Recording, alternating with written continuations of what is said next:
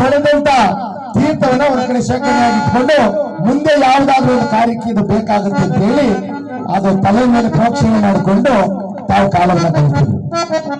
ಪರಮ ಪ್ರತಿರೋಧಿ ಆಗಿದ್ರು. ನಮ್ಮನೇಲೆಲ್ಲ ಕಾಲ್ ತೊಳೆದ್ರು ಇವಾಗ ಕಾಲ್ ತೊಳಿರಿ ಅಂದ್ರೆ ನಮ್ಮನೇಲಿ ಏನ್ ಮಾಡ್ತಾರೆ ಗೊತ್ತಾ? ಅಯ್ಯೋ ನೀವು ಕಾಲೇ ಚೆನ್ನಾಗಿಲ್ಲ ಹೋಗೋ, ಎಲ್ಲೆಲ್ಲಿ ಕಾಲಿಗೆ ಕಮ್ಮಿರ್ತೀಯೋ.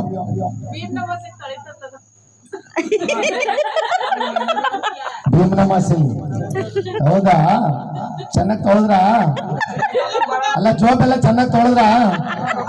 ಅದೇ ಭೀಮನಮಾಸ ತೊಳೆಯೋದಿದ್ದೇನೆ, ಕಾಲ್ ತೊಳಿತೀವಿ ಅಂತ ಜೋಬ್ ತೊಳೆದು ಬಿಟ್ಟಿರ್ತಾರೆ ಅಲ್ಲನವಾ?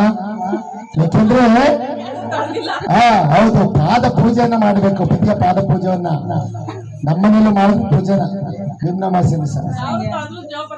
ಹೌದಾ? ಎಲ್ಲ ಸಿಟಿವಲ್ಗಿದ್ದೇವ ಅಲ್ಲೇ ಮಾತಾಡಿ 3-4 ದಿನ ಆಗೋಗಿತ್ತು, ಮುನ್ಸ್ಕೊಂಡ್ಬಿಟ್ಟಿದ್ದೆ. ಭೀಮನಮಾಸ ಕೇಳ್ತಾರೆ, ಭೀಮನಮಾಸ ಪಾದ ಪೂಜೆ ಮಾಡ್ತಾರೆ ಅಂತಲ್ಲ, ಪೂಜೆ ಮಾಡ್ಸಕ್ಕೆ ಕರೆದ್ರು. ಅಪ್ಪ ಮೊದ್ಲೇ ಕೋಪ ಮುಗಿಸ್ಕೊಂಡಿದ್ವಲ್ಲವ, ಕರೆದ್ರು. ನಾನೇ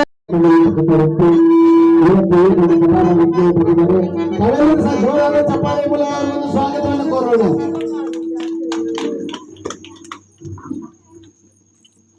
ಅದೇ ರೀತಿಯಾಗಿ ಬಲಭಾಗದಲ್ಲಿ ನಾಗರಾಜನವರು ತಬಲಾ ವಾದಕರು, ಹಿರಿಯ ಕಲಾವಿದರು, ಹಲವಾರು ನಾಟಕಗಳಿಗೆ ತಬಲವನ್ನು ನುಡಿಸಿ ಹೆಸರು ಗಳಿಸಿರ್ತಕ್ಕಂಥವರು. ಬೆಂಗಳೂರಿನಿಂದ ತಾವು ಇವತ್ತಿನ ದಿವಸ ಈ ಕಾರ್ಯಕ್ರಮಕ್ಕೆ ಸಹಕಾರ ಕೊಟ್ಟಿದ್ದಾರೆ. ಅವ್ರಿಗೂ ಒಂದು ಜೋರಾದ ಚಪ್ಪಾಳೆ ಮೂಲಕ ಸ್ವಾಗತ ಕೊಡ್ತಾ ಹೇಳ್ಕೊಳ್ತಾರೆ. ಅವ್ರು ತಿಂತಾರ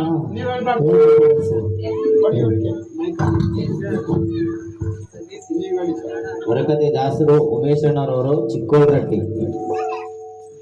ಅವ್ರಿಗೂ ಕೂಡ ನಾವು ಸ್ವಾಗತವನ್ನು